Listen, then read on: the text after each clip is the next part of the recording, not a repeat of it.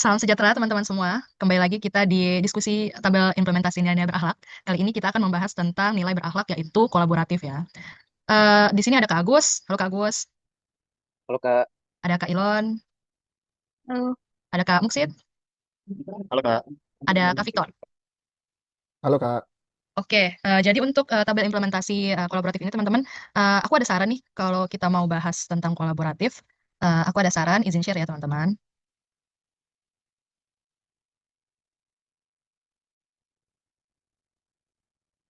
Ya, kita bisa membahas tentang berita ini nih guys. Menteri ATR BPN ajak kepala daerah gencarkan sosialisasi tanda batas untuk cegah sengketa. Jadi yang aku mau bahas di sini guys, gimana kalau kita bahas tentang kegiatan Gema Patas, gerakan masyarakat pasang tanda batas. Masuk gak tuh kira-kira guys? Boleh sih itu pakai Boleh itu. sih Kak. boleh sih Kita Kak. sudah mencerminkan kolaboratif itu. Udah Iya masuk ya. dalam nilai kolaboratif nih. Karena kan Iya, boleh. berhubungan sama OPD-OPD ya, organisasi perangkat daerah dan masyarakat juga tentunya. Oke, jadi kita udah pilih tentang topik ini ya, jadi tentang Gema Patas. Untuk tahapan kegiatannya itu aku udah bikin juga, kira-kira itu ada ada tiga, yaitu tentang pastinya tentang terus terus tentang pelaksanaannya, sama evaluasi dan pelaporannya. Masuk ya itu kalau kayak gitu ya teman-teman ya. Ya, boleh. Iya Kak, itu sudah boleh sih. Ya udah boleh ya. Kalau gitu kira-kira ada yang mau kasih saran nggak nih untuk buat kegiatan pertama persiapan ini apa-apa aja tahapannya? Saya ada usul nih Kak, kalau untuk yang pertama, kan yang pertama itu kan harus rapat koordinasi internal tim dulu kan. Jadi untuk outputnya nanti kita buat ada notulen rapat koordinasi internal, daftar hadir, dan jadwal kegiatan sosialisasi Gema Patas. Nah nanti untuk keterkaitannya dengan nilai berakhlak, itu seperti ASN itu harus mampu menyusun rencana kerja yang jelas dan terukur. Nah kaitannya adalah yang pertama itu kolaboratif. Seluruh anggota tim harus berperan aktif dalam diskusi, saling berbagi peran dan informasi, serta berkomitmen bekerja sama. Nah itu masuk ke kode etik perilaku yang pertama, yaitu memberi kesempatan kepada berbagai pihak untuk berkontribusi. Lalu masuk juga ke kode etik yang kedua, yaitu terbuka dalam kerjasama untuk menghasilkan nilai tambah. Nah, lalu masuk ke adaptif, ke kode etik yang ketiga, bertindak proaktif. Lalu yang kedua adalah harmonis. Suasana rapat dibangun dengan saling menghargai pendapat, menggunakan bahasa yang santun, serta menjalin hubungan kerja yang baik antar pegawai lintas bidang atau seksi. Nah, masuk itu ke nilai adaptif ke kode etik yang pertama, menghargai setiap apapun latar belakangnya. Lalu masuk ke kode etik yang ketiga, membangun lingkungan kerja yang kondusif. Lalu terkait juga dengan nilai kolaboratif kode etik yang pertama, itu memberi kesempatan kepada berbagai pihak yang berkontribusi. Lalu untuk nilai berikut berikutnya adalah akuntabel. Setiap anggota tim bertanggung jawab menyampaikan laporan kemajuan persiapan secara terbuka dan jujur. Daftar rapat dan daftar hadir menjadi bukti pertanggungjawaban kegiatan. Nah, itu masuk ke kode etik yang pertama. Melaksanakan tugas dengan jujur, bertanggung jawab, cermat, disiplin, dan berintegritas tinggi. Lalu dikaitkan juga dengan nilai kompeten. Kode etik yang ketiga, melaksanakan tugas dengan kualitas terbaik. Nah, untuk selanjutnya adalah kompeten. ASN itu menunjukkan kompetensi teknis dengan memberikan saran berbasis data lapangan, memahami prosedur pertanahan, dan mampu menyusun strategi pelaksanaan kegiatan secara tepat. Nah, itu masuk ke nilai kompeten kode etik yang kedua, yaitu membantu orang lain untuk belajar. Namun, bukan hanya situ saja, masih terkaitan juga dengan nilai adaptif kode etik yang ketiga, itu bertindak proaktif, dan terkait juga dengan nilai berakhlak yang kolaboratif kode etik yang kedua, terbuka dalam kerjasama untuk menghasilkan nilai tambah. Mungkin seperti itu, Kak. Suara Kak Dimut. Oke, terima kasih Kak Victor. Untuk next tahapan kegiatan selanjutnya, kalau aku boleh kasih saran nih teman-teman, itu tentang koordinasi dengan OPD. Jadi itu pasti setelah kita rapat internal, koordinasi sama internal, kita koordinasi keluarkan ke eksternal. Nah ini nanti outputnya itu bisa jadi berupa notulen atau berita acara koordinasi, terus pasti daftar hadirnya juga, terus dokumentasi rapatnya juga pasti itu jadi outputnya. Nah kalau keterkaitan sama nilai-nilainya ini sebenarnya semua nilai-nilai dari berakhlak ini bisa banget untuk dikaitkan dengan tahapan kegiatan koordinasi dengan organisasi perangkat daerah ini. Seperti kalau contohnya kalau berorientasi pelayanan, jadi melalui koordinasi pegawai ATR BPN memastikan kegiatan di lapangan berjalan lancar dan tidak menimbulkan kebingungan masyarakat yang merupakan bagian dari kode perilaku memahami dan memenuhi kebutuhan masyarakat. Nah, kedua misalkan juga akuntabel, jadi setiap hasil koordinasi itu dicatat dalam berita acara dan ditandatangani bersama. Jadi itu menunjukkan transparansi dan tanggung jawab sesuai kode perilaku. Sesuai kode perilaku melaksanakan tugas dengan jujur dan bertanggung jawab, cermat, disiplin dan berintegritas tinggi. Terus juga kalau kompeten juga masuk. Jadi pegawai ATR BPN itu pasti akan menunjukkan kompetensi teknisnya nih dalam penyampaian rencana kerja, menjelaskan prosedur pertanahan, menampung masukan dari pihak-pihak OPD sesuai dengan kode perilaku, melaksanakan tugas dengan kualitas terbaik. Harmonis juga masuk. Jadi kalau di dalam rapat koordinasi itu setiap pihak tentunya harus menghormati ya, harus saling menghormati peran, tanggung jawab dan masukan dari masing-masing pihak. Nah, ini sesuai sama kode perilaku menghormati setiap orang apapun latar belakangnya. Terus juga loyal itu juga masih bisa masuk. Jadi dengan kita membawa diri dengan baik saat berkoordinasi dengan pihak OPD, berarti pegawai itu mewakili citra positif dari kementerian kita, dari instansi kita di mata pemerintah daerah dan masyarakat. Itu sesuai dengan kode perilaku menjaga nama baik instansi. Dan tentunya juga pasti masuk juga dengan nilai kolaboratif, yaitu kegiatan ini menumbuhkan sinergitas antara ATR BPN, OPD dalam melayani masyarakat. Nah, ini sesuai dengan kode perilaku terbuka dalam bekerja sama untuk menghasilkan nilai tambah. Seperti itu, teman-teman. Kira-kira kalau next, ada lagi nggak nih yang punya saran buat tambahan untuk tahapan selanjutnya? Saya punya usulkan untuk tahapan selanjutnya, tahapan ketiga, yaitu penyusunan materi sosialisasi dan persiapan peralatan pendukung. Di mana output atau hasilnya itu yang pertama, para materi sosialisasinya, kemudian yang kedua, peralatan pendukung seperti misalnya backdrop, proyektor, laptop, speaker, mic, dan alat penunjang lainnya. di mana keterkaitannya dengan substansi nilai-nilai ASN berakhlak, yaitu di mana kita sebagai ASN mampu menyusun materi sosialisasi lima batas sesuai dengan juknis dan peraturan perundang-undangan, serta bertanggung jawab memanfaatkan barang negara sesuai dengan fungsinya dalam melaksanakan sosialisasi agar dapat terlaksana dengan baik. Di mana kaitannya dengan nilai berakhlak itu masuk ke dalam nilai berakhlak yang pertama, itu orientasi pada pelayanan, di mana dengan bergerak cepat menyiapkan paparan serta peralatan pendukung sosialisasi agar terlaksana dengan maksimal dan tepat waktu, mencerminkan perilaku ramah, cekatan, solutif, dan dapat diandalkan. Kemudian masuk juga di nilai akuntabel, di mana dalam menyiapkan dan memanfaatkan barang negara dalam pelaksanaan kegiatannya, seorang ASN harus mampu menggunakan kekayaan dan barang milik negara secara bertanggung jawab, efektif, dan efisien. Kemudian masuk juga pada nilai kompeten, di mana dengan melakukan penyusunan materi sosialisasi sesuai dengan juknis dan peraturan perundang-undangan serta melakukan persiapan peralatan agar pelaksanaan kegiatan berjalan maksimal, maka mencerminkan perilaku melaksanakan tugas dengan kualitas terbaik. Selain dari itu, masuk juga pada nilai loyal, di mana dalam menyusun materi sosialisasi ini sesuai dengan juknis dan peraturan perundang-undangan memperlihatkan contoh perilaku berdedikasi kepada bangsa dan negara dalam melaksanakan kebijakan negara. Hal ini sesuai dengan kode perilaku memegang teguh ideologi Pancasila, Undang-Undang Dasar Negara Republik Indonesia 1945, setia kepada NKRI dan pemerintah yang sah. Kemudian juga masuk kepada nilai kolaboratif, yaitu dengan memanfaatkan peralatan pendukung dalam pelaksanaan kegiatan untuk mendukung kegiatan rumah patas sebagai langkah taktis kementerian dalam pencegahan sengketa tanah di masyarakat, menunjukkan kode perilaku bahwa merupakan pemanfaatan berbagai sumber daya untuk tujuan bersama. Itu masukan dari saya, Kak. Oke, mantap. Untuk tahapan kegiatan selanjutnya, guys, kira-kira ada? Atau kira-kira cukup itu aja dulu buat persiapan? Menurut saya sih Persiapan udah sih harusnya sudah menggambarkan sih, Kak. Udah ya, Bisa cukup kita ya. lanjut ke tahapan berikutnya. Ya. Oke, kita jadi next ke kegiatan berikutnya ya. Kita masuk ke bagian pelaksanaan. Ada yang punya saran buat tahapannya? Saya sih, Kak. Jadi Ya. di tahapan kegiatannya itu, yang pertama tuh pelaksanaan sosialisasi di lokasi kegiatan. Nah, untuk outputnya itu ada daftar hadir, notulen, sama dokumentasi. Nah, untuk keterkaitannya dengan mata pelatihan, itu ASN mampu menjelaskan manfaat Gima Patas dengan jelas dan meyakinkan masyarakat untuk memasang dan menjaga patoknya atau tanda batasnya.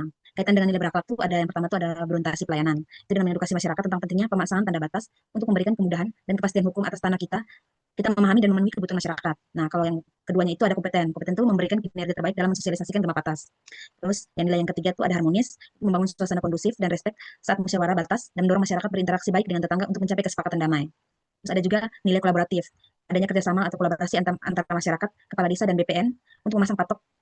Terus ada juga nilai akuntabel. Akuntabel itu sosialisasi dilakukan dengan transparan mengenai manfaat dan prosedur pemasangan patok. Ini memastikan prosesnya dapat dipertanggungjawabkan. Itu sih menurut saya cukup. Apa ada tambahan? Oke, makasih Kak Ilon. Kalau tahapan selanjutnya, masih ada yang mau kasih tambahan? Aku sih, Kak. Ya, Kak Agus, Aku mau silakan. kasih tahapan kedua, yaitu diskusi dan penetapan tindak lanjut dari kegiatan tahapan yang pertama. Outputnya itu ada berita acara diskusi hasil sosialisasi, rencana tindak lanjut, RTL atau pelaksanaan, Gema Patas, notulensi diskusi hasil sosialisasi. Untuk keterkaitan dengan nilai substansinya itu, saya rasa ada tiga yang paling menggambarkannya atau yang paling tercermin dari tahapan ini. Yang pertama ada kolaboratif, di mana mendiskusikan hasil kegiatan sosialisasi Gema Patas adalah bentuk dari keterbukaan dalam menjalin kerjasama antara rekan sesama BPN ataupun juga pemerintah serta masyarakat dalam rangka memastikan rencana pelaksanaan Gema Patas berjalan dengan baik dan mempunyai nilai tambah pada kegiatan Gema Patas serta mengutamakan kepentingan masyarakat. Melalui diskusi ini juga dapat menggerakkan seluruh stakeholder untuk memberikan masukan dan memaparkan rencana sesuai kemampuan masing-masing.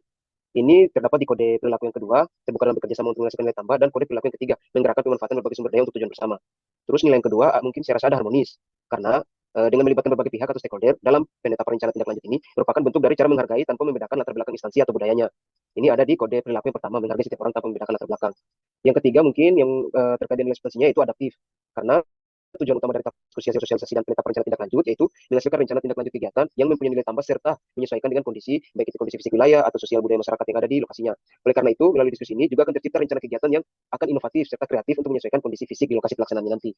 Itu masuk dalam kode perilaku yang pertama, cepat menyesuaikan diri menghadapi perubahan, dan kode perilaku yang kedua, terus berinovasi dan mengembangkan kreativitas. Mungkin itu sih Kak dari saya. Suaranya Kak Rahmadina belum di ini. Oke, jadi kira-kira pas lah ya kalau buat dua tahapan kegiatannya itu. Udah pas lah ya. Sudah, Kak. Sudah pas, Kak. Oke, kita next ke kegiatan berikutnya yaitu evaluasi dan untuk evaluasinya. Kira-kira teman-teman ada saran untuk evaluasinya? Boleh saya mau kasih usul, Kak, terkait tahapan kegiatan dari evaluasi dan pelaporan. Menyambung tadi dari tahapan terakhir itu, supaya nyambung, aku mengusul tahapan kegiatannya adalah penyusunan laporan akhir dan rencana tindak lanjut, di mana output atau hasilnya itu adalah laporan akhir yang berisi rekapan hasil kegiatan, analisis HKM, hambatan, kendali masalahnya, kemudian rekomendasi perbaikan, serta rencana tindak lanjutnya ke depan, di mana keterkaitannya dengan substansi nilai ASN berakhlak, itu sebagai ASN mampu menyusun laporan akhir dan rencana tindak lanjut terkait rekapan hasil kegiatan Gema Patas ini. Adapun kendali aktif selama pelaksanaan, rekomendasi perbaikan serta rencana tindak lanjutnya. Selanjutnya untuk keterkaitannya, yang pertama itu bisa masuk ke dalam nilai berorientasi pelayanan, di mana dengan melakukan penyusunan laporan akhir, yang di dalamnya terdiri dari penyelesaian hambatan, kendala dan masalah, serta rekomendasi perbaikannya dalam pelaksanaan kegiatan Gema Patas, menunjukkan kode perilaku, melakukan perbaikan tidak henti. Kemudian yang kedua, masuk juga pada nilai akuntabel, di mana pada perilaku melaksanakan tugas dengan jujur, bertanggung jawab, cermat, disiplin, dan berintegritas tinggi dapat terlihat dalam penyusunan laporan akhir ini dan rencana tindak lanjutnya, di mana kegiatan tersebut mengimplementasikan bahwa kegiatan Bima Patas dapat terlaksana sesuai dengan rencana dan segala kelemahan yang ditemukan selama pelaksanaan tersebut dilakukan perbaikan ke depannya. Kemudian yang ketiga juga masuk pada nilai adaptif, di mana dengan melakukan perbaikan dan menyesuaikan dengan kondisi-kondisi yang tidak dapat diprediksi selama pelaksanaan kegiatan, sehingga diperlukan rencana tindak lanjut untuk penyesuaian kegiatan ke depannya yang mengimplementasikan pada perilaku cepat menyesuaikan diri menghadapi perubahan. Itu masukan dari saya, Kak. Oke, makasih Kak Muksid. Kita lanjut ke bagian kolom selanjutnya, itu kolom kontribusi terhadap visi misi. Kira-kira ada yang punya saran nggak nih buat kontribusi visi misi yang pertama ini apa? Aku punya saran sih Kak untuk kontribusi visi misi tahapan kegiatan persiapan.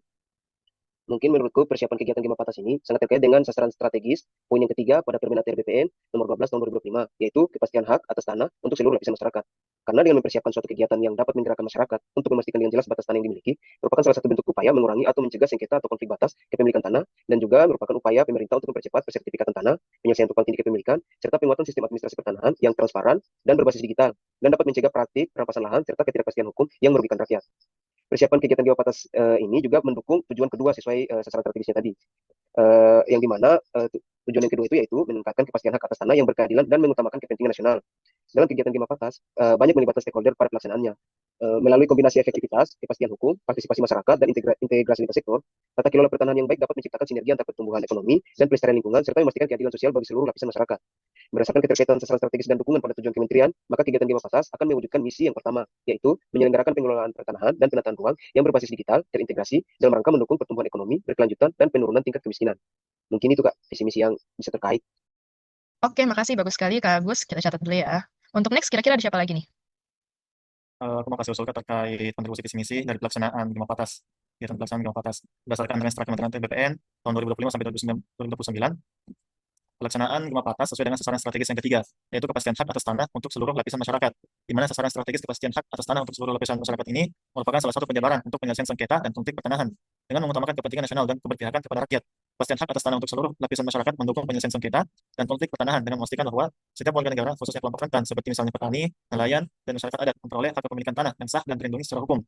Hal tersebut selaras dengan tujuan dari kegiatan Gema Patas, yaitu melindungi batas tanah masyarakat dari sengketa dan konflik. Kemudian, hal tersebut juga mendukung dari tujuan kedua kementerian, yaitu meningkatkan kepastian hak atas tanah yang berkeadilan dan mengutamakan kepentingan nasional. Dikarenakan program Gema Patas ini menyelenggarakan tata kelola pertanahan yang efektif, efisien, berkepastian hukum, partisipatif, dan terintegrasi lintas sektor, serta sesuai dengan misi satu, yaitu menyelenggarakan pengelolaan pertanahan dan penataan ruang yang berbasis digital, berintegrasi dalam rangka mendukung pertumbuhan ekonomi, berkelanjutan, dan penurunan tingkat kemiskinan. Itu masukan dari saya, Pak. Oke, makasih Kak Muksid. Next, kira-kira masih ada lagi, guys? Nah, untuk keterkaitan visi misinya atau kegiatan berikutnya itu mendukung sasaran strategis keempat, yaitu keadilan hak atas tanah untuk meningkatkan kesejahteraan masyarakat. Lalu mendukung tujuan kedua, yaitu meningkatkan kepastian hak atas tanah yang berkeadilan dan mengutamakan kepentingan nasional. Dan yang terakhir, yaitu mendukung misi pertama dengan menyelenggarakan pengelolaan pertanahan dan penataan ruang yang berbasis digital, terintegrasi dalam rangka mendukung pertumbuhan ekonomi berkelanjutan dan penurunan tingkat kemiskinan. Mungkin itu saja sih, Kak, untuk visi misinya. Oke, makasih Kak. Untuk Kak Victor ya. Oke, kita lanjut ke kolom berikutnya ya guys ya. Udah selesai kan yang kontribusi terhadap visi misi organisasi? Sudah ya? Sudah, Oke, Kak, kita sudah. lanjut ke kolom berikutnya, itu tentang penguatan nilai organisasi. Oke, teman-teman, kalau penguatan nilai organisasi ini, kalau aku boleh kasih saran, guys, itu tentang yang pertama itu adalah kegiatan ini, untuk kegiatan persiapan ini ya. Menurutku kegiatan ini mendukung nilai organisasi melayani dengan apa namanya, bersikap sopan, ramah, cermat, teliti, serta peduli terhadap lingkungan pelayanan. Hal ini karena kita pastinya dalam bertindak, dalam berkoordinasi dengan internal, dengan eksternal, kita pastinya harus bersikap sopan, ramah, cermat kepada semua orang seperti itu. Terus juga ada juga nilai terpercaya, yaitu bekerja dengan integritas, dapat percaya dan diandalkan, serta menjaga martabat serta tidak melakukan hal tercela. Seperti itu teman-teman. Kira-kira ada untuk tahapan selanjutnya penguatan nilai organisasinya? Kalau dari saya untuk kegiatan yang berikutnya yaitu pelaksanaan itu untuk penguatan nilai organisasinya itu kegiatan ini tuh mendukung nilai organisasi melayani. Jadi melayani dengan kejelasan prosedur dan manfaat serta nilai terpercaya yaitu patuh dan taat pada aturan yang telah ditetapkan sesuai tugas dan tanggung jawab yang diberikan. Nah, untuk yang berikutnya lagi kegiatan yang berikutnya itu evaluasi penguatan nilai organisasinya itu kegiatan ini mendukung nilai profesional yaitu bekerja sama, bekerja cerdas, tuntas dan memberikan nilai tambah serta terpercaya yaitu bekerja dengan integritas, dapat dipercaya dan diandalkan, menjaga martabat serta tidak melakukan hal tercela. Itu aja sih menurut saya. Oke, makasih teman-teman. Udah semuanya terisi ini kolom-kolom dan baris dalam tabel kita. Kalau aku boleh share screen, teman-teman, ini hasil dari diskusi kita malam ini. Ya, ya ini dia teman-teman. Wah, terima kasih teman-teman, sangat-sangatlah berisi ya diskusi kita malam ini. Sangat-sangat lengkap tabel-tabel yang diberikan. Oke, kira-kira itu saja dulu teman-teman untuk diskusi kita hari ini. Terima kasih atas waktunya. Sampai bertemu di diskusi-diskusi selanjutnya lagi. Terima kasih teman-teman. Terima kasih. Terima kasih Terima kasih, Kak. Sampai Kak. bertemu lagi ya. Sampai ketemu lagi. Sampai jumpa lagi.